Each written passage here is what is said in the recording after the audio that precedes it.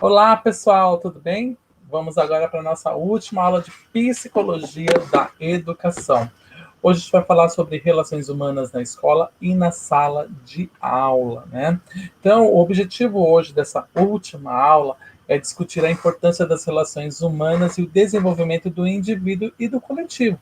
A gente vai discutir a gestão da sala de aula, o planejamento do ensino e também a avaliação da aprendizagem. Bom, para iniciar, então, dando sequência e concluindo os conteúdos propostos nessa disciplina, né, de Psicologia da Educação, hoje a gente vai debater a importância das relações humanas na educação. Como já discutimos, né, vimos até agora, ensinar e aprender são dois processos cruciais em educação e, obviamente, envolvem pessoas. Então, portanto, as relações humanas são fundamentais para discutirmos os processos educativos, né? Então, a gente vai discutir aqui em maior profundidade como os grandes pensadores da psicologia da educação discorrem sobre a importância das relações humanas e o desenvolvimento individual e social na educação. A gente está buscando entender como as ideias desses diferentes autores podem nos ajudar a pensar em questões contemporâneas importantes para a gestão da sala de aula, o planejamento do ensino e também da avaliação da aprendizagem, né? Então, a gente vai ver agora a importância dessas relações, né, das relações humanas e o desenvolvimento do indivíduo e do coletivo. Então, as pessoas convivem juntas, né, em espaço e tempo, e buscam no contexto conversar, interagir umas com as outras. Dependendo da qualidade das relações interpessoais, elas se afastam ou se aproximam. Pensando em educação, uma boa relação, né, qualitativa pode levar o grupo ou a equipe escolar ao sucesso. Caso contrário, teremos grandes conflitos, dificuldades de entendimento, antipatias e desmotivação para continuar nas relações. Não é nada fácil elaborarmos, construirmos e mantermos relacionamentos, principalmente se estivermos em ambientes com pessoas diversas e com histórias também diversas, né? Encontramos o ponto de interseção e equilíbrio entre a maioria e encontrar esse ponto, né? Ele requer esforço, vontade e dedicação. Além disso, requer tolerância, paciência, cooperação e compreensão de que nas relações humanas estamos, ao mesmo tempo, lidando com os aspectos individuais e coletivos. No individual, a gente se refere a cada pessoa enquanto ela mesma, com suas habilidades, competências, saberes e tantos outros elementos pessoais que representam a sua essência, a sua identidade, né? Para o coletivo, encontramos as variações, o nosso diferente elemento, às vezes, avesso ao que pensamos e ao que sentimos, né? Que tem regras, padrões e condições de generalidades distintas. É o momento do sujeito e o mundo, nas práticas cotidianas, se encontrarem e perceberem. É como se encontrássemos um enorme, né? Um grande, enorme espelho que nos reflete, porém, ao contrário. Com alguns somos mais semelhantes, com outros somos mais diferentes, né? Então, conflitos e reações adversas são esperados e tomados como um movimento normal dos encontros e desencontros. No entanto, o gerenciamento e a negociação do processo devem ser levados a efeito no sentido de respeitar as individualidades no coletivo, apreendendo o que representa os padrões coletivos para a individualidade. A interação conflitante deve ser tomada como uma das bases para potencializar a interação entre sujeitos e mundos, possibilitando o avanço, né, o desenvolvimento de um e de outro reciprocamente, né? Então, a psicologia da educação ela contribui para isso quando enfatiza o compromisso social direcionado para a transformação da sociedade e oferece contribuições para o entendimento da relação entre o eu e o outro, né? Porque queremos uma sociedade justa e igualitária, né, em que todos possam ter acesso aos bens da cultura, da política, da economia e a inclusão onde todos possam viver com honestidade e dignidade. Então, com relação ao contexto escolar e na sala de aula, a gente deseja mesmo, porque a escola e a sala de aula representam a coletividade social formada de muitos indivíduos. É um contexto de interação entre pessoas que, dependendo da qualidade das relações, pode haver conflitos, e o que já foi posto com o agravo de levar pessoas à desistência, né, por motivação. Sair da escola, sair da sala de aula, desistir de tentar e prosseguir, evitando assim as antipatias, né, com colegas, professores e demais indivíduos envolvidos. Então, é necessário desenvolver no contexto escolar relações interpessoais que permitam uma integração das diversas áreas do conhecimento e das diferentes funções de cada membro da escola, reconhecendo a necessidade de superação da fragmentação do saber e dos fazeres. A intenção é construir uma escola mais humana, né, em que o contexto seja organizado, considerando todas as vivências, né, possibilitando a contribuição de todos e que todos participem e ajudem a transformação de si, dos outros e da sociedade como um todo. Lugar onde alunos, professores, funcionários, direção e comunidade, conscientes de suas competências, se percebam participantes e responsáveis pela construção, né, pelas condições do transformar de uma nova escola e uma nova sociedade. Então, é preciso organizar a escola ou a sala de aula como um lugar de debates, de discussões críticas e diálogos fundamentados pela reflexão coletiva. Um lugar de falar, de se expressar, de propor, criar e recriar. Não simplesmente um lugar para ouvir e se calar com ausência de participação. Se deve romper com a passividade e o imobilismo que não caracterizam o humano, mas sim o tornam um ser receptor e reprodutor das relações hierárquicas determinadas e sem valor de significação para o nosso viver. Temos como objetivo a formação de pessoas humanas capazes de pensar, falar e fazer de maneira crítica, questionador e propositor de alternativas de superação de si e dos objetos do mundo, em um ambiente histórico e social, estimulando a pluralidade, né, de experiências e de ideias. Então, se propõe a formação de um ser livre e emancipado para se compreender como necessário e importante em todos os setores da sociedade, culturalmente capaz e consciente de ser, reciprocamente, influenciar e ser influenciado, onde as dependências não aparecem como imposições, e sim como um fator de estímulo para o contínuo movimento do vir a si. Então, um desafio para os professores, né? Educar na perspectiva das relações interpessoais. As relações humanas na escola e em sala de aula têm um papel fundamental para contribuir com a formação e o aperfeiçoamento do ser. Para Valon, não basta nascer humano, né? Temos que socializar pela via do próprio humano para que realmente o sejamos, né? Sejamos humanos, né? Ultimamente, é cada vez mais comum ver e ouvir relatos de que na escola estão pessoas totalmente desligadas, sem afetos positivos e egocêntricos. Basta se lembrar de tantas atrocidades assistidas no interior das escolas e das salas de aula, veiculadas pela mídia e pelas informações boca a boca, né? Agressões entre os pares, entre alunos e professores, ausência de respeito com as coisas públicas, né? Que é o vandalismo, e o desrespeito a si mesmo como baixa estima e não acreditar com baixa autoestima. Perdão, gente, eu errei. Baixa autoestima. E não acreditar na própria capacidade de ser e fazer. O bullying é a ação discutida em versos e prosas, e ninguém consegue chegar a um denominador comum, né? Ora a culpa é do professor, ora do aluno, depois dos pais ou comunidade, e até mesmo o sistema social como um todo. Então, nos perguntamos, será que não são as relações humanas que estão sendo negligenciadas pelo próprio humano? E a escola? E acolhe grupos de humanos, né? Estará percebendo a sua dificuldade de trazer para o seu interior movimentos de humanização e cuidados com incentivo aos relacionamentos cooperativos? Deixa eu baixar um pouquinho para me verem mexendo mais a mão melhor. Mas melhor não. Mexer melhor a mão. Então, a escola ela está percebendo essa dificuldade de trazer para o seu interior movimentos de humanização e cuidados com incentivo aos relacionamentos cooperativos, amigáveis, respeitosos, comprometidos com o bem-estar comum.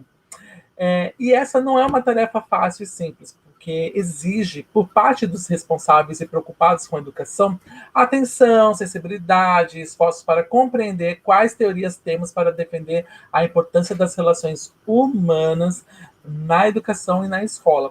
Temos que, pelo menos, tentar pôr em prática o que sabemos e o que queremos, né? Um filme que retrata essas questões e vale a pena ser assistido é o filme Entre os Muros da Escola. Eu vou deixar o nome do filme aqui na descrição do vídeo, né? Ele foi produzido na França no ano de 2008 e ele provém também de um livro de mesmo nome, né? François, deixa eu ver se está fácil. Se estiver fácil aqui, eu mostro para vocês. Que a capa do livro é a mesma capa do filme. Não está fácil, não está fácil, mas tem um. Mas tem um livro, mas o filme, que é praticamente um documentário, ele é muito bom e eu recomendo, né? Então, a gente não pode mais sustentar a formação de pessoas, né, seja de professores e alunos, que são passivas, repetidoras e ingênuas quanto ao seu papel na transformação do mundo, né? Do nosso mundo, né? A educação não é neutra e traz ideologias, né, que são conjuntos de ideias, de pensamentos, de doutrinas ou de visões de mundo de um indivíduo ou de grupo, que supostamente alimentam uma política que não suporta os sujeitos críticos. Se alega que vivemos em uma democracia, mas o que temos é o voto. E olha lá, sem participação efetiva nas decisões da nação, da cidade, do bairro e da escola. Então, como ficamos, né? Se alega que as pessoas não sabem participar, no entanto, que se as pessoas não sabem participar, no entanto, não nos ensinam. Então, até quando, né? Precisamos mudar para entender que as pessoas são importantes em todos os setores da vida e que, como afirmou Piaget, somos egocêntricos, né, centrados em nós mesmos em uma fase da vida. Porém, com a ajuda, né, que é a interação com os outros, vamos construindo a nossa personalidade, entendendo a exata medida entre o eu e o outro. E é assim que a consciência ingênua passa a ser crítica. Não sozinhos, mas com os outros capazes e carismáticos, históricos, com experiências para serem trocadas e compartilhadas. Bom, elogios a uma resolução diferente de um problema de matemática, a uma composição original, a um desenho bem explorado, são apenas uma parte, pequena parte de forjar o novo, né? É imprescindível que os adultos e professores, ou não, constituam modelos e atuem como colaboradores na tentativa de reconstruir o passado para transformá-lo. Para tanto, é preciso indicar como separar o secundário do central, discutir as respostas obtidas, orientar a formulação de novas hipóteses e apontar aquilo que é produção pessoal, as diferenciando das já existentes, né? Então, ao longo da interação adulto-criança, cabe ao primeiro mediar e ajudar os mais jovens a se introduzirem no universo central da sua sociedade, confiando na sua competência para ensinar e naquela das crianças para se apropriarem do conhecimento já elaborado. E isso requer uma atitude positiva frente à aprendizagem dos iniciantes. Se o adulto não manifestar compreensão e empatia face às dificuldades do processo de aprender, provavelmente minará a base que as gerações futuras necessitam para construir novas formas de pensar e atuar sobre o mundo. Então, isso aqui é um trecho do livro do Davis e Oliveira, né, lá de 1990. E pequenas atitudes podem render grandes efeitos, principalmente quando nos reconhecemos humanos, trabalhando com humanos na sua lapidação. Parece que a expressão comum quando se afirma nas escolas é que o desejo é a formação de um ser crítico e transformador. Mas o que na maioria das vezes fica é o discurso e olhe lá a boa intenção. O problema parece estar quando não se tem entendimento e consciência do que seja na prática, levar o ser a se transformar em crítico e transformador. Então, no nosso ideário pedagógico, parece que a confusão se faz quando crítico é o sujeito que fala mal de tudo e transformador quando afeta pessoas com a indisposição que deixou pela falta de elegância e pelo ataque impulsivo e, no geral, grosseiro e ingênuo. A gente vai tratar de sinalizar que essas atitudes mencionadas refletem muito mais a alienação do que qualquer outro elemento da formação do comportamento humano. Então, para a formação de um ser crítico, reflexivo e consciente, é importante entender, antes de tudo, que para criticar primeiramente, preciso conhecer. Criticar por criticar é fazer criticismo, né, no pior sentido da palavra, sem um valor real. Criticismo que apenas reproduz discursos feitos, ignora as diferentes opiniões, os fatos e não promove mudanças. Para avançarmos na formação crítica dos alunos, é necessário, então, dar condições para que eles tenham conhecimentos de base e a possibilidade de refletir sobre eles. É criar condições que possibilitem aos alunos a realizarem comparações e análises minuciosas sobre algo com o objetivo de estabelecer um juízo a respeito e que não seja tendencioso ou enviesado por ideologias, mas sim pelo crivo da análise racional e crítica. Então, nesse sentido, a gente vai discutir ainda nessa aula algumas contribuições, né, de grandes pensadores sobre a importância das relações humanas em sala de aula. Essas contribuições lançam luz sobre a importância do individual e do coletivo em educação e do papel dos professores. Então, as relações humanas na escola sob esse olhar de grandes pensadores, né? Então, a gente vai ver primeiro as relações humanas na escola para Paulo Freire, né? Então, antes de apresentarmos essas ideias, né, do Paulo Freire, maravilhoso, a gente deve esclarecer que ele não é um autor da psicologia da educação e nunca trabalhou com a psicologia da educação, mas as suas ideias são muito relevantes para a educação brasileira. Por essa razão, a gente vai discutir aqui como uma forma de introduzir uma posição que é influente no Brasil e que se relaciona com autores da psicologia como o Vygotsky, né? O Paulo Freire, né? Ele defende a educação para orientar o sujeito a passar de uma consciência ingênua para uma consciência crítica e a respeito de suas relações com o mundo. Assim, ele defende que, pelo exercício da reflexão sobre aspectos vivenciados na realidade social, essa mesma realidade se torna conhecida e passível de ser compreendida, enquanto condição própria e, assim, com maior significado. Então, nesse sentido, o Paulo Freire, ele propõe que a educação e a escola devem exercer papel fundamental na conscientização dos indivíduos, desde que haja planejamento comprometido com esse movimento e que se promova o diálogo entre os indivíduos envolvidos no mesmo contexto de realidade, né? Então, vou até ler um trecho aqui do livro dele, né? Então, o processo de alfabetização política, como processo linguístico, pode ser prática para a domesticação dos homens ou para a sua libertação. No primeiro caso, a prática de conscientização não é possível em absoluto, enquanto no segundo caso, o processo é, em si mesmo, conscientização. A gente percebe que o processo educacional é extremamente viável por provocar reflexões para o processo de elaboração da consciência crítica, colocando os sujeitos em questionamento contínuo sobre o que enfrenta na sua realidade social, centrado no diálogo e na troca de experiências entre alunos e professores na sala de aula. Cabe mencionar que a escola, por ser um espaço de relações humanas, pode se constituir para orientar os sujeitos rumo à consciência crítica pela via do diálogo e também por seleção de conteúdos que facilitem o refletir sobre as diversidades da realidade social. Então, nesse contexto, o papel do professor é fundamental para o exercício contínuo do diálogo, bem como para inserir os variados conteúdos da cultura geral. Ele é o animador dos debates e das reflexões, primando por relações saudáveis que sejam marcadas pelo respeito, cooperação, tolerância, fraternidade e outros tantos valores ideais para a formação do ser em humano. Em considerando o exposto, né, o diálogo passa a ser considerado como uma estratégia básica para a construção e a manutenção das redes, das relações humanas na escola e também na sala de aula, para abordar todas as situações vivenciadas e, principalmente, as conflituosas e não compreendidas da realidade como um todo. Então, dialogar é a expressão máxima das relações humanas na educação e permite que, nas trocas constantes, os sujeitos, ao se comunicarem, promovam as interações sociais, potencialize a formação de pensamentos, criem e busquem e vivam em harmonia, se percebendo como necessários e importantes para a cultura e a história, né? Agora a gente vai ver as relações humanas na escola para o Levi Vygotsky, né? Então, para Vygotsky, não há desenvolvimento humano sem as interações sociais historicamente demarcadas, né? Eu e o outro, ou outros, temos uma significação fundamental para que o sujeito e o mundo possam avançar. É nas relações humanas que o ser se torna verdadeiramente humano.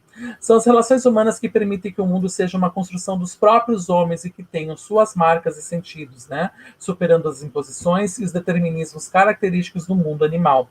Homem e mundo estão continuamente em trocas contínuas em que um se faz importante para a constituição significativa do outro. Então, nesse sentido, a linguagem e as suas relações com o pensar são um lugar central na obra do Vygotsky, né? Para ele, a linguagem tem como funções básicas o intercâmbio social e a organização da realidade no processo de pensamento. Então, no intercâmbio social, a linguagem é um instrumento necessário para a comunicação entre os homens. Sem ela, não teríamos condições de interiorizar o que temos como recursos do meio ambiente e da sociedade como um todo, nas suas estruturas social, política e cultural. É a linguagem que traz o material existente em nossa cultura quando nos relacionamos com outras pessoas de nossa existência. A própria linguagem é que possibilita a elaboração da linguagem. Né? Isto se não interagíssemos com outros, não conseguiríamos aprender a língua que marca a nossa cultura.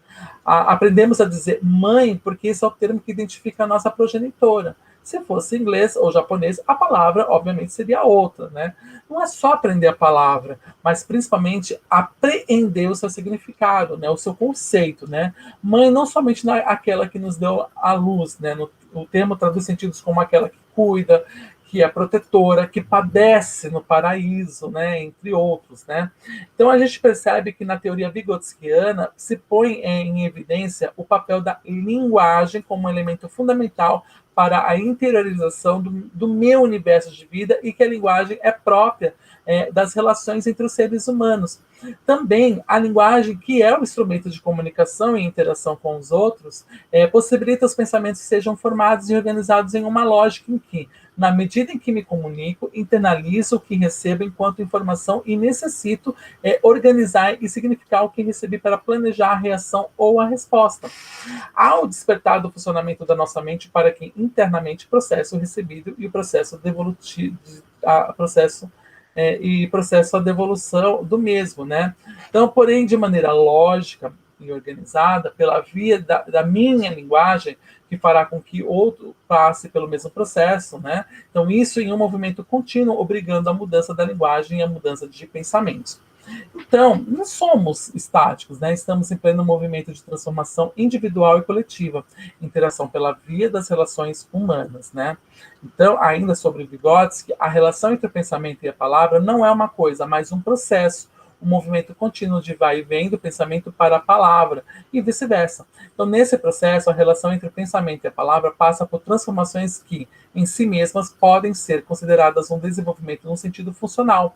O pensamento não é simplesmente expresso em palavras, é por meio delas que passa a existir. Cada pensamento tende a relacionar uma coisa com a outra, a estabelecer uma relação entre as coisas. Cada pensamento se move, amadurece e se desenvolve. Desempenha uma função, soluciona um problema. Esse fluxo de pensamento ocorre como um movimento interior através de uma série de planos, né? Então, como é possível constatar pelo exposto, né? As relações humanas são fundamentais para pensar e para o falar e vice-versa.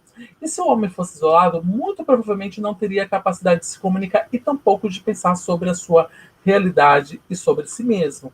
Então, dessa forma, primar pela comunicação, pelas trocas pela via da linguagem, é fundamental para o desenvolvimento e transformação recíproca homem e mundo, e outros homens, né? E mundo, né?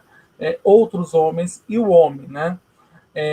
Então, para Vygotsky, o papel do professor é fundamental para garantir as interações linguísticas em sala de aula e na escola, porque ele passa a ser um discurso de suporte, não para julgar ou estabelecer correções ou incorreções, mas para orientar o aluno a um novo modo de olhar, observar, categorizar e conceituar os objetos trazidos para a discussão via linguagem e expressão do seu pensar. As intervenções dos professores nas relações humanas, via linguagem, serão o de buscar entender o que o aluno discursou e ressignificar a mesma fala dentro de uma lógica linguística diferente, porém ampliada e mais rica de significados para que o discurso individual seja compartilhado pelo coletivo sem qualquer caráter reprodutivo.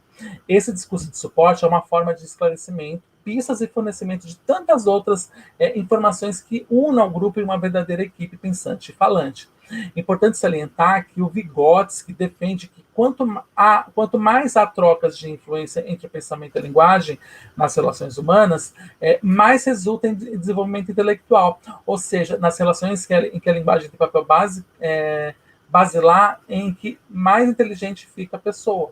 Então, portanto, a escola que a escola possa organizar seus trabalhos pela via da troca linguística e favorecer aos sujeitos muito mais oportunidades de expressar seus pensamentos, sempre primando pelo discurso de suporte, que é nada mais que o respeito e a tolerância para com todos, respeitando a capacidades e formas de criar entendimentos, sem perder o foco da construção do sujeito pela via social e histórica.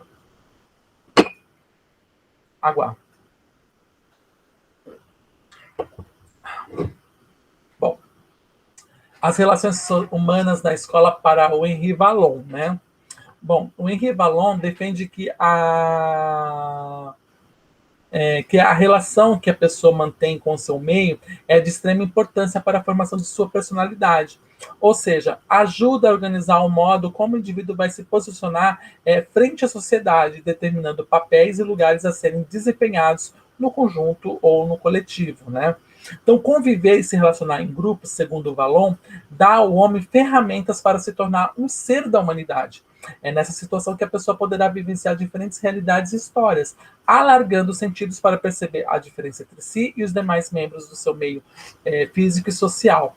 Então, nas relações humanas postas nos grupos de interação, o sujeito, as diferenças percebidas e as diversidades de organização histórica fornecem possibilidades para que se aprenda a assumir e dividir responsabilidades, apreendendo regras, trabalhando conflitos, compreendendo a necessidade de estar vinculado aos outros, num eterno aprender e conviver, com tolerância suficiente para perceber que as diferenças acrescentam na formação da personalidade.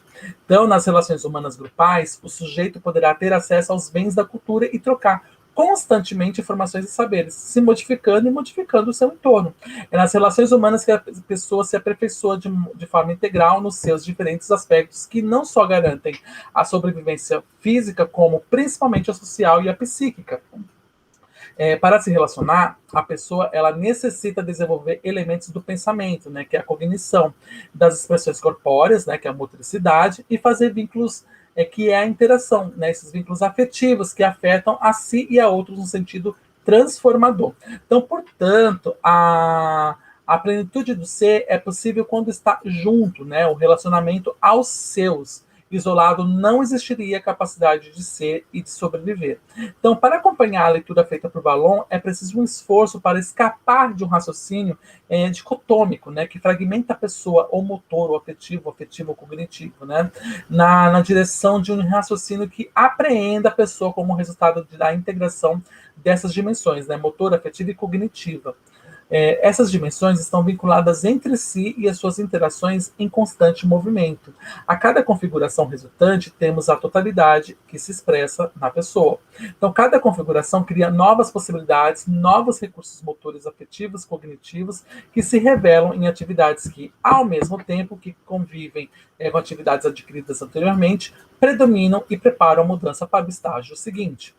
Então, avançar para a integralidade do ser humano necessita da consideração e da importância do pertencer, ou seja, fazer parte de um grupo cujas relações se deem como fator primordial. As relações humanas não são condições quaisquer, e sim instrumentos para o ser nas suas variadas dimensões. Importante saltar que é pelas relações humanas que a emoção, o afeto, os sentidos se organizam e se orientam. O humano se faz humano na medida em que constrói pensamentos e ações refletidas e lógicas para se conscientizar do como afeta e é afetado nas suas relações. A afetividade, ou seja, os vínculos pensados criticamente, não nascem com a pessoa. Ela é elaborada conforme as respostas dos grupos da qual pertencemos. Aprimoramos pensamentos e ações na medida em que garantimos afetos positivos e qualitativos. Quanto a isso, o Vallon é categórico. A escola é o lugar de excelência para a formação integral do sujeito quando nos variados grupos. Primando pelas relações humanas, o aluno poderá vivenciar papéis e regras diferentes, também ser socializado quanto à tolerância às diversidades culturais e históricas. Então, as crianças, elas devem frequentar a escola para se instruírem e para ficar familiarizada com um novo tipo de disciplina e de relações interpessoais. Então, nesse contexto, o papel do professor é fundamental, como defende o Vallon. É ele que, como coordenador de grupos humanos, observa a dinâmica do grupo em suas relações e intervém, apoiando e orientando o grupo para que encontre um caminho do equilíbrio. Não é apenas um transmissor de conteúdos, é um representante legítimo da cultura que, ao selecionar o melhor dos saberes, faz a aproximação do aluno com o que é próprio da sua realidade imediata, aguça afetos que sejam positivos para o indivíduo e para o grupo. Tanto a seleção dos saberes como a sua transposição didática aos alunos depende do compromisso e da competência do professor. O aluno está à mercê dele. Quando o professor transmite uma informação, ele está construindo a inteligência e desenvolvendo a personalidade do seu aluno. A interação com o outro e a interação com a cultura ampliam o conceito de socialização. A criança e o jovem tanto podem se socializar, se relacionando com os membros da família, da vizinhança, do grupo da escola, como também lendo um livro, ouvindo uma música, apreciando uma pintura. Valon ressalta que é dever da escola oferecer às crianças, sem discriminação, o que há de melhor na cultura, né? Então, a escola ela não pode prescindir de se reconhecer como um contexto de relações humanas, cujo objetivo é o desenvolvimento integral do ser e do seu coletivo. A interação entre pessoas deve ser orientada para fortalecer personalidades, a autoestima, a confiança em si e nos outros, respeitando a si e aos outros e sendo solidário e cooperativo nas variadas relações. Assim, a sala de aula se transforma em um ambiente de construção de convivências e o professor é um mediador das relações, lúcido e consciente que, querendo ou não, é um modelo relacionado a ser seguido. O Valon ele ressalta muito a importância que nós consideremos a pessoa como um resultado da integração das dimensões motora, afetiva e cognitiva. Contudo, na maioria das nossas escolas, a dimensão cognitiva acaba sendo mais valorizada do que a afetiva e a motora, salvo as aulas de educação física, claro, né? Como poderíamos pensar em propostas educacionais mais integradoras que unifiquem essas diferentes dimensões? O que poderia ser revisto em nossas práticas de ensino e políticas públicas de educação nesse sentido, né? As relações humanas na escola para o Jean Piaget, né? Então, as relações humanas para Piaget eles são fundamentais quando partimos da discussão de que ele defende a teoria que os sujeitos são, no princípio do seu desenvolvimento, egocentristas. O que significa isso, né? O Piaget ele empregava o termo para explicar o nascimento do pensamento da criança no seu estado mais primitivo, ou seja, sem a socialização. A criança, então, ela tende a apresentar conceitos e explicações que são particulares e pessoais, sem ligação lógica do que é aceito na cultura como condição geral. Para a criança, o objeto ganha significados e conotações que, na maioria das vezes, só ela entende. O egocentrismo também se caracteriza quando o sujeito não consegue distinguir entre si mesmo e o seu meio externo. É uma espécie de indiferenciação, né? Não há diferenças entre o eu e o outro, né? A consciência do eu ou de si mesmo aparece a partir de uma crescente distinção entre as próprias perspectivas e a dos outros, em uma ascendente ordenação cognitiva dessas mesmas perspectivas. Distinguir e coordenar perspectivas são duas atividades mentais que engendram, né, o processo de descentração, né? Então, é muito importante ressaltar que esta fase do pensamento da criança é natural e normal. No entanto, sem que haja a intervenção do grupo social, sozinha, ela não poderá superar essa fase. O Piaget ressalta que o processo de descentração surge nas interações entre a criança com adultos e outras crianças. Assim, as relações humanas são de grande importância para que haja distinção do ponto de vista do próprio e dos outros e a coordenação dessas diferenças, né? Nesse exato ponto, o Piaget integra aos seus trabalhos os conceitos de cooperação, como um conjunto de ações entre os variados membros de um grupo para a superação do egocentrismo e a possibilidade do sujeito seguir para a transformação necessária, que é um sujeito social que é ser um sujeito social e de relações. Então, dessa forma, a escola e a educação como um todo tem um papel importante ao promover situações que provoquem no sujeito maneiras de conflitar o seu ponto de vista com os outros tantos, de forma que sejam primadas a construção progressiva de novas noções e ações frente ao si e ao mundo. As novas possibilidades não são a negação das anteriores. Tudo funciona em um sistema integrado em que posições anteriores são bases para as posteriores em um contínuo aperfeiçoamento homem-mundo e vice-versa. A escola, para Piaget, não é um lugar para impor verdades absolutas, mas um lugar em que as pessoas se encontrem para trocar impressões individuais, segundo a sua história de vida, com outras tantas pessoas que têm o mesmo cabedal de elaborações. É no grupo, pela via das relações humanas, em que sujeitos vão se percebendo e percebendo aos outros, né? Ampliando a forma de ver a si e ao mundo. Então, nesse contexto, a educação pode ser considerada igualmente como um processo de socialização, que implica equilíbrio nas relações interindividuais e ausência de um regulador externo ou ordem externas, né? Ou seja, um processo de democratização das relações. Socializar, nesse sentido, implica se criar condições de cooperação.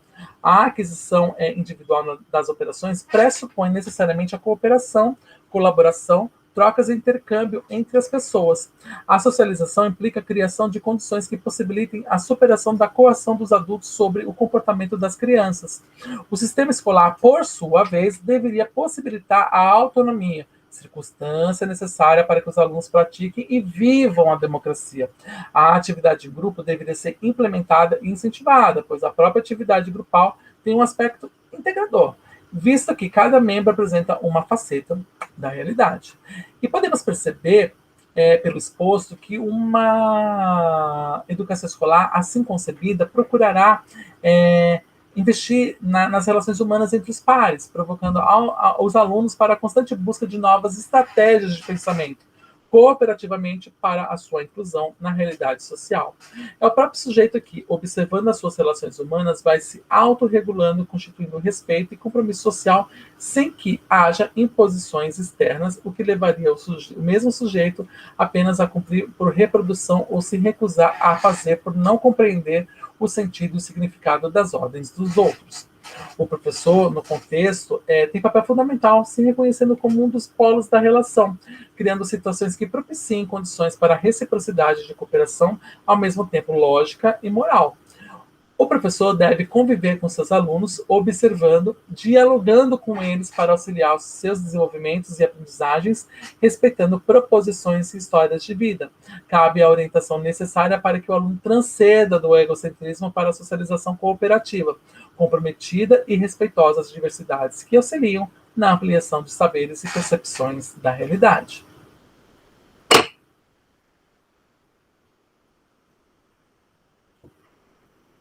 Bom, as relações humanas na escola, para o B.F. Skinner, né?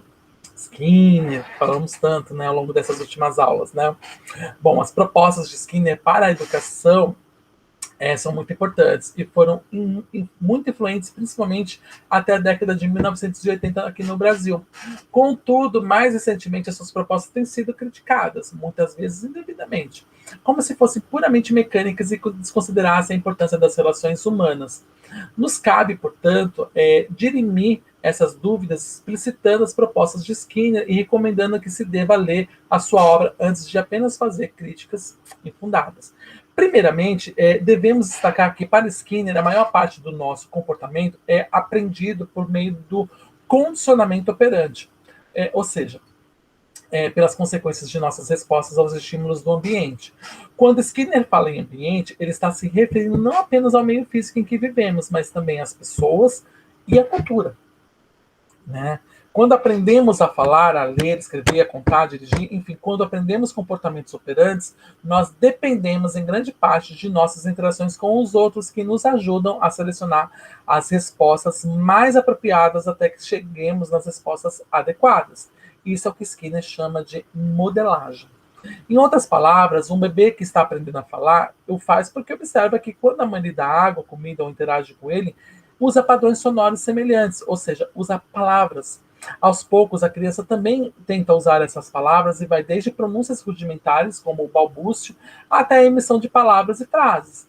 A mãe aceita cada uma dessas etapas atendendo, né, ou seja, reforçando o comportamento da criança no sentido de que, inicialmente, pode citar para a água, mas aos poucos vai exigindo que a palavra água seja dita até que será solicitado. Mamãe, por favor, me dê um copo com água, né? Ou seja, grande parte do que aprendemos depende dos outros que vão nos auxiliando na seleção de nossos comportamentos. Na escola, não é diferente. O professor deve ser aquele que organiza as situações de aprendizagem, considerando que os alunos já sabem, né, que é o seu repertório inicial, e os modos de se chegar até aquilo que se deseja, né, que é a resposta apropriada, o conhecimento. O professor é responsável por possibilitar que as crianças que trazem seus conhecimentos próprios se apropriem também dos conhecimentos dos outros, os conhecimentos culturalmente construídos.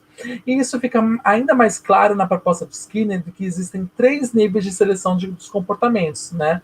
Que é a filogênese, a ontogênese e a cultura, né?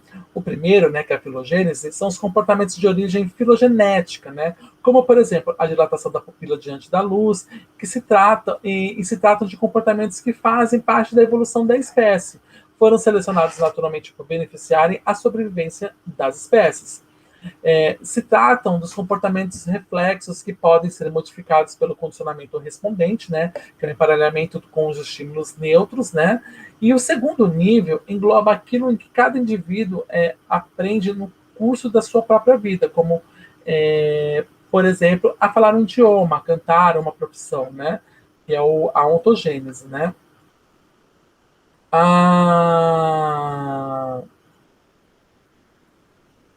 O condicionamento operante ele possibilita que novas respostas possam ser fortalecidas, né, reforçadas pelos eventos que imediatamente a seguem, de modo que um professor pode modificar os comportamentos, né, que é o ensinar, criando condições, né, que são as contingências apropriadas de ensino. Devido ao condicionamento operante, é que as espécies dependem cada vez menos do que é inato e podem aprender cada vez mais com a interação com o ambiente, seja ele físico ou social. Porém, Skinner ressalta que o que nos permitiu ir além enquanto espécie humana foi justamente o desenvolvimento do comportamento verbal, né, que é a fala ou a linguagem, que, por sua vez, possibilitou o desenvolvimento da cultura. É essa a nossa origem social, que nos torna tão diferentes de outras espécies. Nós aprendemos algo e podemos transmitir esse conhecimento de forma fácil e precisa, por meio de palavras, né? E isso precisa ser por meio das palavras, né? Criando outros elementos de cultura que poderão modificar as aprendizagens possíveis a nível ontogenético, né? A cultura que nos permite a cultura ela permite que nós nos beneficiemos a nível de indivíduos e de coletivos. O que sabemos culturalmente permite avanços em todos os níveis e a escola é o local por excelência de transmissão de cultura. A gente pode dizer assim que as relações humanas são fundamentais na perspectiva de Skinner, à medida em que elas são parte inerente do terceiro nível de seleção de comportamentos, que é a cultura. Comportamentos que são parte da cultura são, por exemplo, as festividades, costumes e crenças. Acreditar que é preciso cuidar da infância das crianças é parte de uma cultura e ajuda a melhorar a qualidade de vida das crianças e, por conseguinte, dos adultos e de toda a sociedade. Comportamentos operantes no nível da cultura são mais complexos, porque envolvem mais de um indivíduo e são selecionados ao longo da história de vida do grupo e passados verbalmente de um indivíduo a outro ser. Nas escolas, as crianças interagem umas com as outras, né? Interagem com o professor e os demais membros da equipe escolar. Essas relações humanas permitem a seleção de comportamentos que são mais apropriados para a cultura, ou seja, permitem que as crianças aprendam a nossa cultura, de modo que o que se aprende nas escolas interage sempre entre aquilo que já é do indivíduo, né, de sua ontogênese, aquilo do que é igual aos seus colegas e professores, né, que é a filogênese, e aquilo que é da sociedade, que é a cultura. A interação entre esses fatores é constante na escola, o que enfatiza a importância das relações humanas na escola para o Skinner. Considerando a importância dos professores dos processos educativos, Skinner defende que, para ser eficaz, o ensino precisa ser uma ação planejada, tanto em termos de definição de comportamentos a serem estabelecidos, quanto em termos das condições necessárias ao seu estabelecimento. É preciso que tenhamos objetivos claros em educação para que possamos escolher os melhores meios de atingi-los, né? Então, dessa forma, o Skinner considera o professor como um dos principais elementos para que ocorra a aprendizagem escolar. Segundo ele, ensinar é o ato de facilitar a aprendizagem.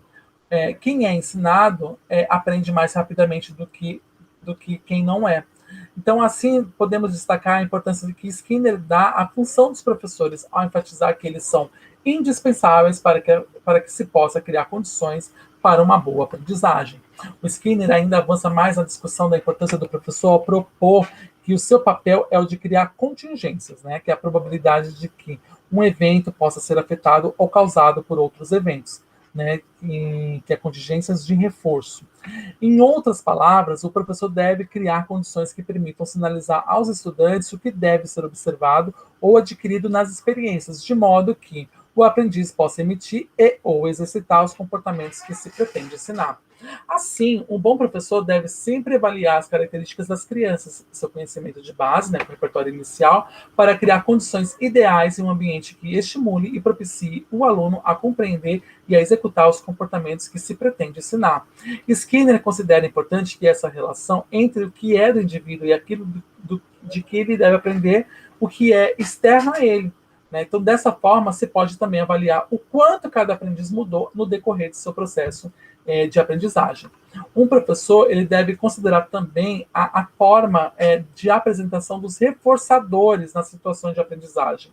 Os alunos podem receber reforços para o seu progresso na aprendizagem de forma imediata, né, como elogios e correções, que seguem uma resposta dada, ou podem receber reforços intermitentes em certas ocasiões, como as notas no final de bimestres ou semestres. Também é necessário que os alunos encontrem reforçadores intrínsecos, como, por exemplo, o prazer de escutar uma história ou de realizar uma atividade física. Tudo isso deve ser considerado no planejamento de aulas. O Skinner também ressalta que os exercícios e atividades que permitam às crianças reproduzirem o que aprenderem e em que situações análogas são importantes para que, assim, se possibilitem que os alunos possam, de fato, fixar a aprendizagem e utilizá-la em situações futuras. Nesse contexto é que a proposta das máquinas de ensinar de Skinner ajudariam no auxiliar na execução dos exercícios nos quais o aprendiz pode ser imediatamente reforçado por suas tentativas. O avanço na aprendizagem nas máquinas de ensinar depende não do reforçador dos professores, mas sim do próprio empenho do aluno em progredir em sua aprendizagem. Os professores, assim, seriam responsáveis apenas por programar sequências de exercícios individuais que fossem apropriados para cada aluno e apresentados em uma ordem crescente de dificuldade, que é a modelagem. O uso de máquinas de ensinar foi pensado por Skinner, né, também para permitir que os professores deixassem a aprendizagem mecânica, né, como memorização de conceitos, mas para as máquinas, enquanto eles próprios pudessem se ocupar de questões interpessoais e de desenvolvimento de outras aprendizagens necessárias. Para ele, as máquinas poderiam se ocupar da tarefa de discriminar as respostas certas das erradas, enquanto eles poderiam executar tarefas mais importantes, como o desenvolvimento de habilidades e reflexões. Né? Então, ainda para Skinner, certo, 9 e 6 são 15? Não. 9 e 7 não são 18. Está abaixo da dignidade de qualquer pessoa inteligente. Né? Há trabalho mais importante a ser feito no qual as relações da professora com o aluno não podem ser duplicadas por um aparelho mecânico. Os recursos instrumentais só virão melhorar essas relações insubstituíveis. Então, nesse parágrafo, fica claro que para Skinner, que Skinner vê que a educação não deve se limitar ao ensino mecânico de conteúdos científicos, mas que vá além e forneça uma formação mais completa, com subsídios para que os alunos consigam se adaptar à vida cotidiana em seu meio social. Os professores podem e devem organizar as contingências do que será aprendido na escola para que se assemelhem mais às contingências sobre as quais o comportamento será mais propício e útil. Ou seja, não basta programar o que vai ensinar algo, mas sim que esse conteúdo tenha uma real utilidade para que ele seja de fato uma aprendizagem útil. Então, deixar o aluno à deriva poderá resultar em um aluno aprender a tentar. No entanto, isso não garante que ele tenha aprendido a pensar.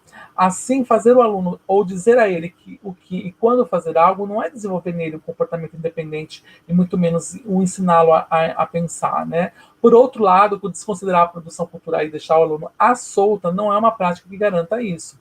Sendo assim, o professor tem um papel essencial, já que a ele cabe auxiliar o aluno. No entanto, o professor deve atentar para o tipo de auxílio que fornece. Ao defender a importância do professor no ensino e ao afirmar que o professor deve induzir o aluno a agir, mas deve ser cuidadoso em como fazê-lo, porque fazê-lo agir em uma dada ocasião pode interferir na probabilidade de que haja da mesma maneira no futuro. O Skinner coloca o professor à frente à necessidade de que ele próprio ficar sob controle do que ocorre na sala de aula. Né? Então, dessa forma, como se pode notar, muitas das críticas que faz a obra de Skinner com relação à educação não passam de críticas infundadas e da leitura de trabalhos de segunda ordem que, por vezes, oferecem interpretações erradas. Então, se recomenda sempre que se consulte os trabalhos originais dos autores, antes que se façam críticas indevidas que acabam por criar barreiras ao invés de criar pontes. Né?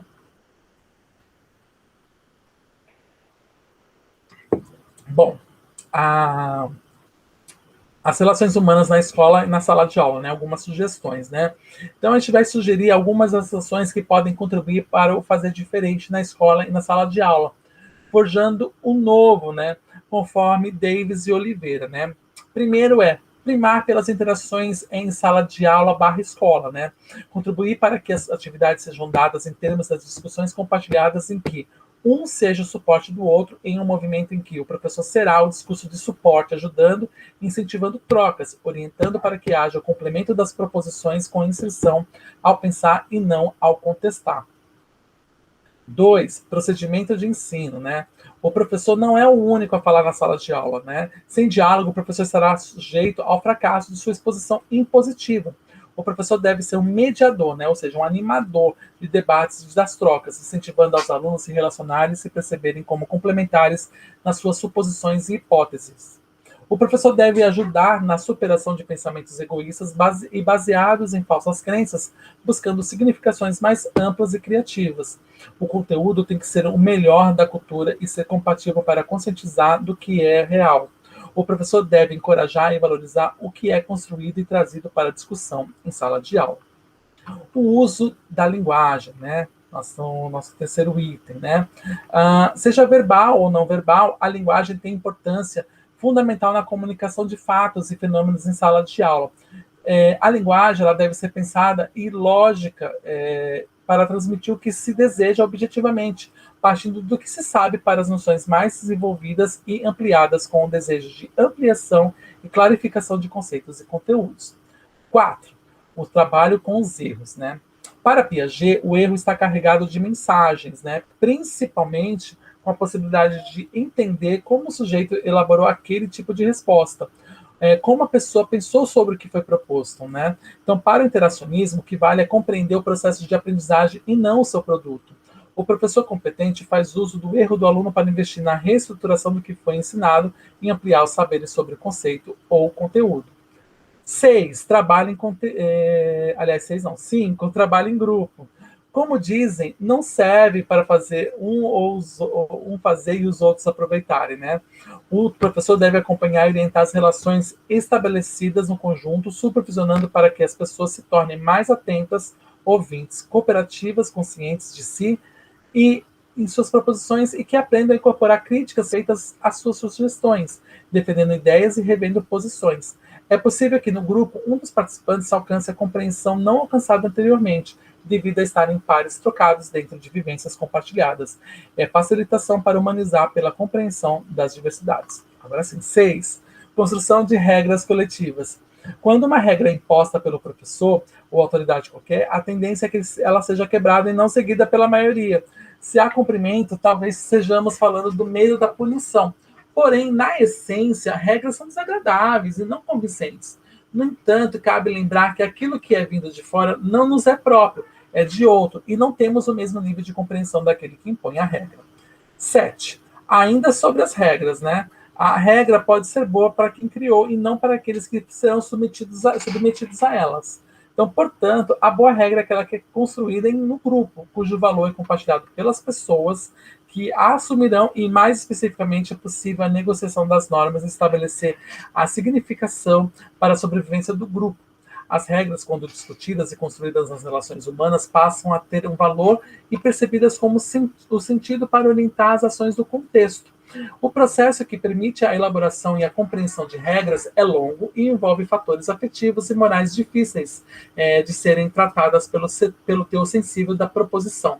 Assim, regras de conduta são importantes para a manutenção de grupos, né, sejam sociais, da escola, da sala de aula, porém é necessário que o professor utilize recursos que supervisionem e organizem toda a discussão proposta.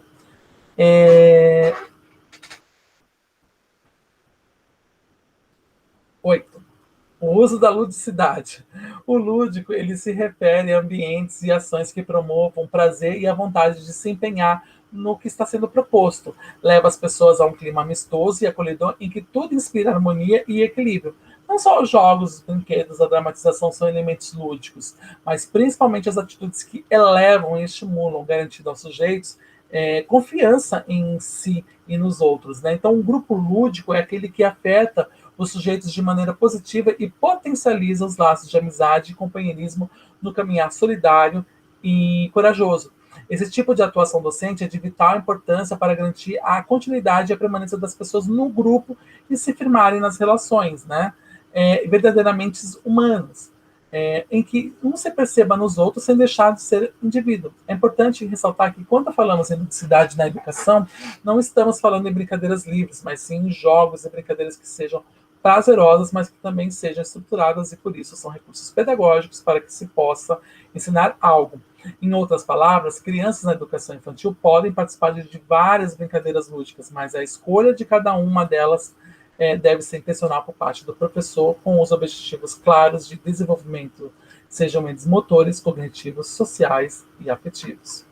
Então, para finalizar tudo isso que nós falamos ao longo dessa aula, deixa eu primeiro beber uma água. Bom, com isso, tudo isso, a gente conclui essa aula e essa disciplina de modo em geral. Então, a gente espera que você tenha compreendido que a psicologia da educação, como disciplina ponte entre a psicologia e a educação, possibilita um diálogo entre a ciência e as práticas educativas de modo que nenhuma área se sobrepõe à outra, mas ambas cooperam para a melhoria da qualidade de ensino. Educar sem dúvidas, uma forma importante de relação entre humanos, e quando tratamos de educação, precisamos nos lembrar disso. Como humanos, somos falhos e não há verdades absolutas. As teorias que vimos aqui nos mostram diferentes perspectivas, mas não são verdades absolutas também, porque elas possuem um contexto, e muitas vezes diferentes do nosso contexto brasileiro do século XXI, e precisam ser analisadas em termos de contribuições, possibilidades e limites.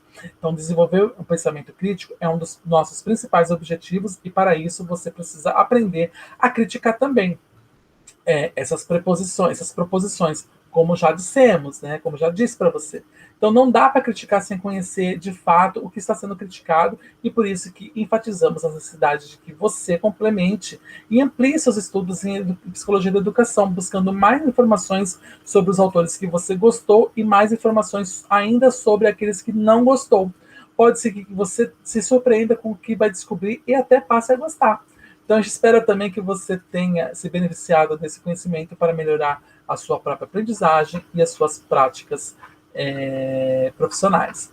Eu vou deixar, além lá do link né, o título, sugestão do vídeo, né, Entre os Muros da Escola, né, eu vou deixar duas sugestões de livro, né, que é o Vygotsky, Aprendizagem e Desenvolvimento, né, e o Psicologia e Pedagogia, né. Vou deixar também o vídeo, né, aliás, acho que são, se não me engano, 6 vídeos, né, do Café Filosófico, né, que é para complementar os estudos. Eu sugiro que você assista a entrevista do psicanalista Joel Breman, né, e do psicoterapeuta Ivan Capelato, né, que foi feito no programa Café Filosófico da TV Cultura. A entrevista, né, como eu falei, está dividida em 6 partes, em que as mais importantes são as 3 e as 6, né. Os trechos, elas estão os trechos eu vou deixar na descrição desse vídeo, e você assistindo, né, a entrevista vai poder refletir com mais conhecimento de causa a respeito do papel do professor, do aluno e da família nas relações humanas na escola. Então, assista essa entrevista e tenha boas reflexões, tá? E fora isso, também vou deixar um link com um livro, né, organizado pela Regina Lúcia Scupira Pedrosa, né, que é Relações Interpessoais, Abordagem Psicológica, que foi publicado pela Universidade de Brasília, e que é bem interessante também. E é isso.